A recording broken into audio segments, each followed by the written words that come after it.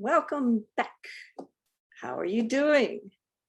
We're on day 4 of our Baby Steps to Drawing Success Challenge.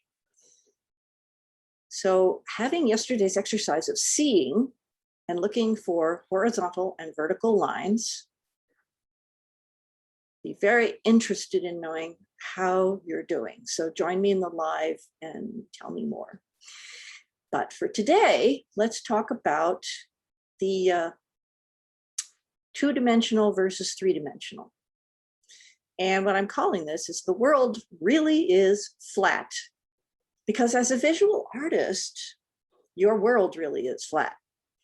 Okay, we see a three-dimensional world around us. We are three-dimensional. We live in 3 dimensions. But when we go to put something on a piece of paper or a canvas or what have you, it's flat. It's 2 dimensions.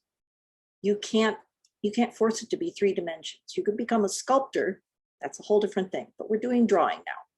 So we have to start thinking of things in a more flat way. And there's a lot of cool illusions we can do in 2 dimensions to give an illusion of 3rd dimension.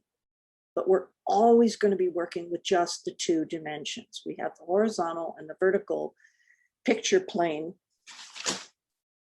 Most of the time we're working on a surface like this that's just horizontal or vertical. Canvases and papers and stuff like that, they're all just rectangles or squares. They're very simple, they're very flat.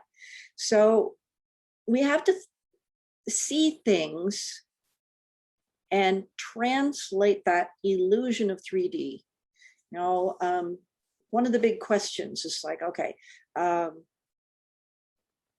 do I draw fur? That was asked of me. And I go, it isn't fur.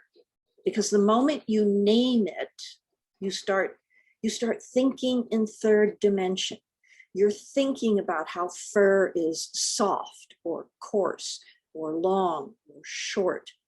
You're now thinking about 3rd dimensional things, and you're not seeing it as lines and shapes and dark and light and things like that, because that's how we can do drawings of fur and other textures. But we have to stop thinking about them as fur and other textures.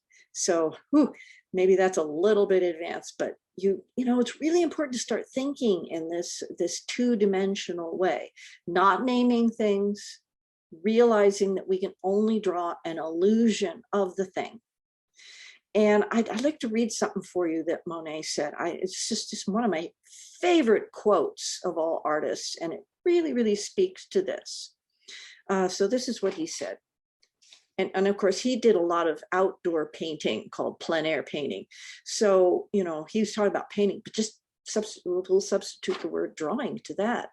When you go out to paint, try to forget what objects you have before you. A tree, a house, a field. Merely think, here is a little square of blue, here an oblong of pink, here a streak of yellow, and paint it just as it looks to you, the exact color and shape, until it gives you your own naive impression of the scene before you. Paint what you really see, not what you think you see, or think you ought to see, not the object isolated as in a test tube, but the object enveloped in sunlight and atmosphere with the blue dome of heaven reflected in the shadows. You can apply Monet's words to drawing. I have a fun cup. I love using a cup as an example. When I put this cup in front of my art students, I ask them, okay, what is this? And of course they all say it's a cup. I go, no, it's not. You're an artist. What is it? And it takes a while.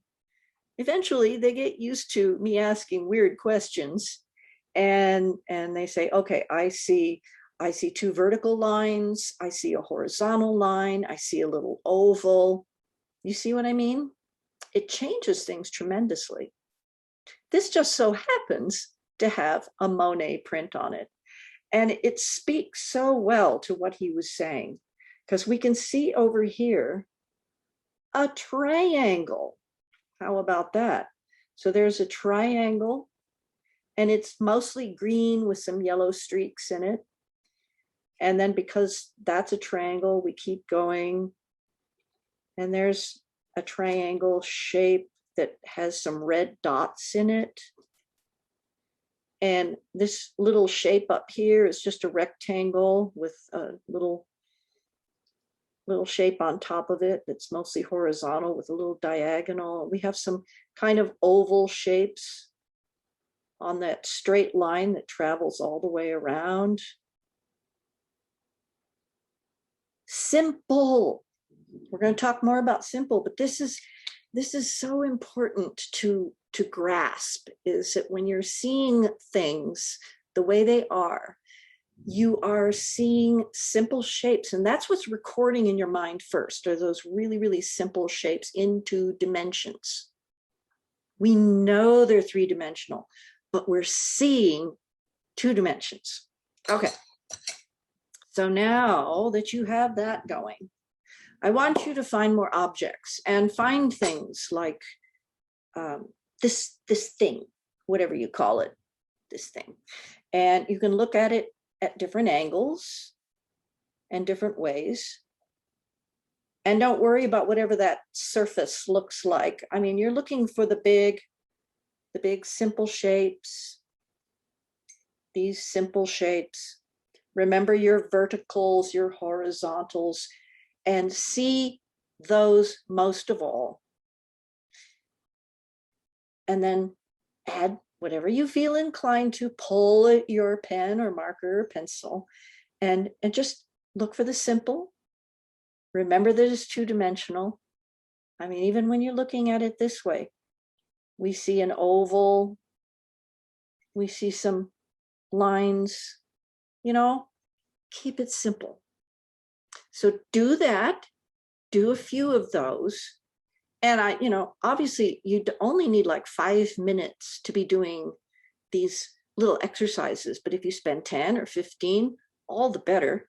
And you'll go that much farther faster and rethinking. Okay. And your homework, and we'll draw another name for free access to this challenge and all of the little juicy stuff that goes with it. And I'll see you tomorrow. All right, happy drawing. Okay, bye for now.